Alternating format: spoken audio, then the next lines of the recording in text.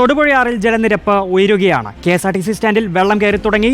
വർക്ക്ഷോപ്പിലും വെള്ളം കയറി. രാത്രി 1 മണിയോടെയാണ് വെള്ളം കയറി തുടങ്ങിയത്. മുല്ലപ്പെരിയാറിൽ ജലനിരപ്പ് 133.40 അടിയായി ഉയർന്നു.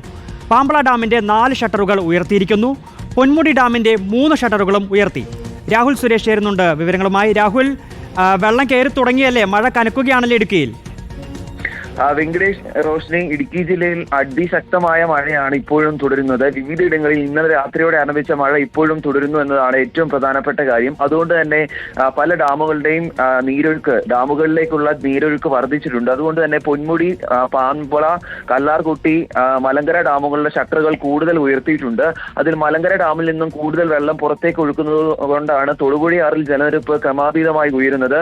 KSRTC അധികൃതരുമായി സംസാരിക്കുമ്പോൾ പറയുന്നതനുസരിച്ച് രാത്രി 1 മണിയോടെയാണ് ജലനിരപ്പ് ഉയർന്നു തുടങ്ങിയിട്ടുള്ളത്. ഈ മഴക്കാലത്ത് ആദ്യമായിട്ടാണ് KSRTC ബസ് സ്റ്റാൻഡിൽ വെള്ളം കയറുന്നത്.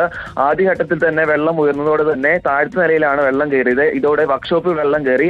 ആദ്യഘട്ടത്തിൽ അവിടുത്തെ സാധനങ്ങളൊക്കെ മാറ്റിയിരുന്നു. പക്ഷേ 3 മണി ആയതോടെ താഴ്ത്ത നിലയിൽ പൂർണ്ണമായും വെള്ളം കയറുന്ന സാഹചര്യം ഉണ്ടായി. ഇതോടെ താഴ്ത്ത നിലയിൽ ഉണ്ടായിരുന്ന KSRTC ബസ്സുകൾ മാറ്റിയിട്ടുണ്ടെന്നാണ് പറയുന്നത്.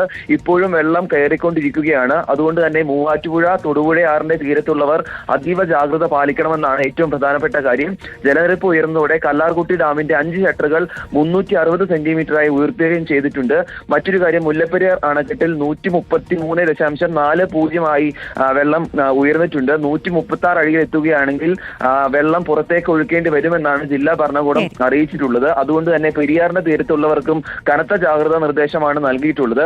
എന്താണെങ്കിലും ഈ സമയത്തും മഴ മാറി നിൽക്കുന്നില്ല. ഇപ്പോഴും അതിശക്തമായ മഴ ലോ റേഞ്ചിലാണെങ്കിലും ഹൈ റേഞ്ചിലാണെങ്കിലും അനുഭവപ്പെടുന്നുണ്ട് എന്നതാണ് പ്രധാനപ്പെട്ട കാര്യം. ജില്ലയിലെ വിദ്യാഭ്യാസ സ്ഥാപനങ്ങൾക്ക് ഇന്ന് അവധിയാണ്. അതുകൂടാതെ ജില്ലയിൽ ഇന്ന് ഓറഞ്ച് അലർട്ടുമാണ്. ശരി, രാഹുൽ സുരേഷാണ് ഇടുക്കിയിൽ നിന്ന് വിശദാംശങ്ങൾ നൽകിയത്.